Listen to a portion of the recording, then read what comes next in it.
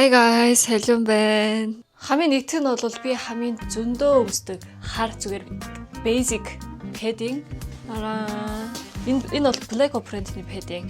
Black Ops-ны хувцас нь жоохон амар хөөрхөн 20 насны яг элсос жоохон хипээ. Тийм жоохон пүмбис ийм стилтэй. Workout. Тийм доотлолтын хийдэг юу байдаг ахгүй юу? Болтон. Тэгээ болтоор нь бол зиний жоохон пүмбигээ бөөрхий болгож олно. Тэгэхгүй яж бол. Тэгээ энэ чинь two way. Guys, two way гэдэг чинь юу мэдхүү?